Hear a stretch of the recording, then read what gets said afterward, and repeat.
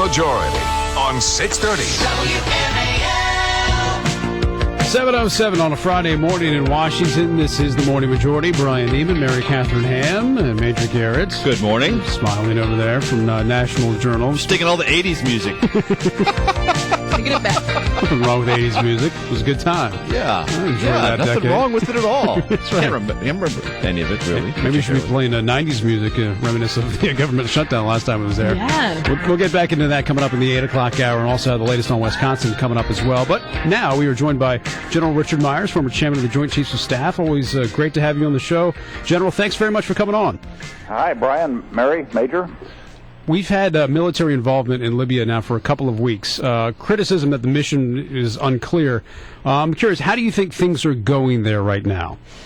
Well, the best you can tell from all the reporting is that we're sort of at a stalemate. Gaddafi's forces got a, breath of fresh air when the U.S. pulled out and when they changed their tactics to start putting some of their military equipment in populated areas around schools, mosques, and neighborhoods. And I think that's epitomized by I think NATO admitted they did have that strike on friendly rebel forces and killed 5, I believe. So I think we're at a stalemate, at least from what you can see. Hopefully behind the scenes, there's lots of good diplomatic work that's trying to convince Gaddafi he's got to go. Yeah. What is that the only option? I mean, is that the only way we can say that this has been worth it if Gaddafi goes? Well, I mean, some are talking about a two-state option, but I think, realistically, the only way anybody could say this has been successful is if Gaddafi goes and that the opposition tries to form a government that probably and hopefully has democratic principles. General, it's Major Garrett, do you think this was a good idea from the outset? The president obviously wanted to use the weight of international pressure, NATO, in a way to achieve a direct humanitarian goal, which clearly has been achieved. There's been no slaughter, no massacre in Benghazi, but other than that, it's hard to detect anything else that's been accomplished, and I wonder if you have any anxiety that actions like this don't strengthen international involvement, they diminish it, because NATO now, if it doesn't succeed, will have lost, it seems to me, either prestige or the ability to project its influence and power in the future.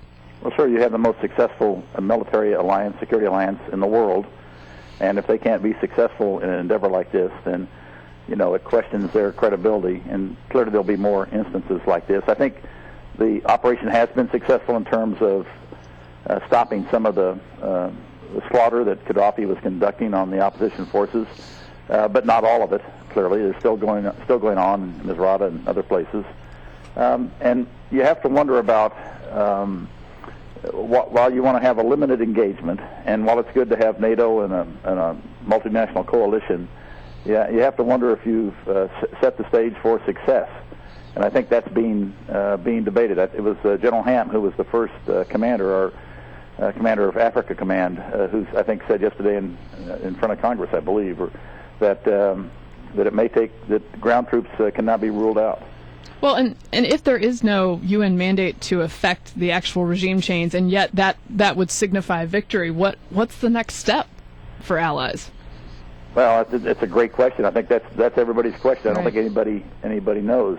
Again, you have to think that diplomatically there are efforts underway to get Gaddafi and his sons out of Libya and offer them some sort of solution that encourages them to leave.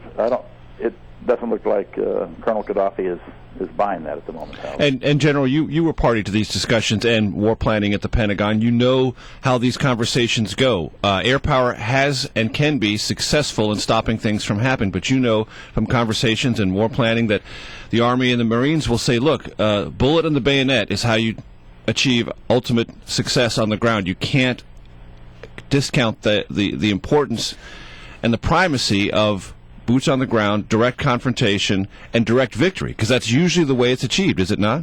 Well, yeah, but that's basically correct. We have to remember that air power was successful in Kosovo. Yes, absolutely. And every situation is different, and clearly the opposition here is not well trained.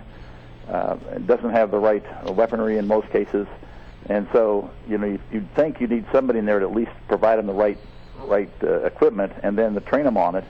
But the reports I read are that this is pretty ragtag opposition against a Libyan military, while not world class, at least is trained and equipped fairly well. There's also a lot of concern about the opposition or the rebels, which I guess would be on our side, on how much we can trust them and whether or not Al Qaeda is associated with them and whether or not we should arm them. Should we be arming these rebels, and how much do you think we can trust them? Well, there's more and more concern that we don't really know much about the opposition, and we don't know about any alliances or allegiances with Al Qaeda, which is in North Africa, not in Libya, has not been in Libya before. But Al Qaeda has a habit of going to the sounds of the gun and try to take advantage of the turmoil that's created by these kinds of situations.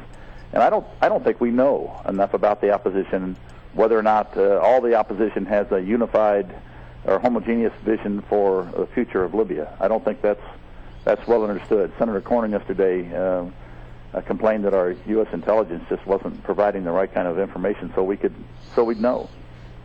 And General Myers, more broadly, are you generally speaking optimistic about the transformation that's going on throughout the Middle East, North Africa, and throughout the Middle East, or are you generally pessimistic about where all this is going to head and whether U.S. interests will be in a net better position than before the Arab Spring or a net negative position? I think if you take the long view, you have to be optimistic. In the short run, there's going to be lots of uncertainty and lots of instability in various countries. But I think the overall trend of a youth movement, primarily because so many of these countries have huge populations of youth that say, we don't want totalitarian regimes, we don't want these dictatorships, we want to have a better chance at participating in the 21st century, whether it's better education, opportunities for jobs, and so forth. And they don't see it under the current regime. So I think, long run, this could be very, very beneficial to the Arab world and to U.S. interests. In the short run, it's going to be pretty messy. And when it comes to Iraq and Afghanistan, where do you think we stand right now in those two arenas, especially in Afghanistan, where the wonder was always can you actually have a government that can sustain in Afghanistan? Where do you think those two countries stand right now, for our perspective? Well, Iraq. I think Secretary Gates is over there right now, right, talking to the Iraqi government to determine what the Iraqi government sees in terms of how many U.S. forces would remain primarily and almost exclusively in the training role.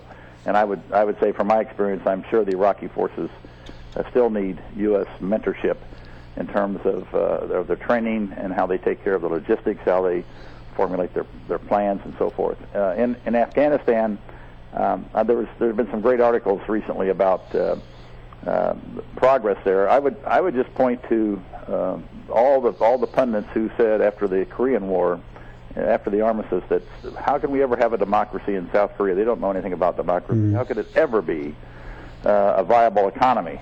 It's been, it's just been pounded into mud through war right now, and yet today we have a pretty vibrant democracy in one of the world-leading economic engines in South Korea. But do you see a presence there, a military presence in Afghanistan and Iraq for quite some time still? Well, I think Iraq, the numbers will probably be pretty small. But in my view, if you want a stable Afghanistan in the future, it's going to take the international community many years to help the Afghans make that happen. It's not going to happen overnight. It's not going to happen in the next year, that's for sure. General, it was great to have you on the show. We really appreciate your time and your insights. Hey, thank you all. Thank you, General. Thanks. Richard Myers, former chairman of the Joint Chiefs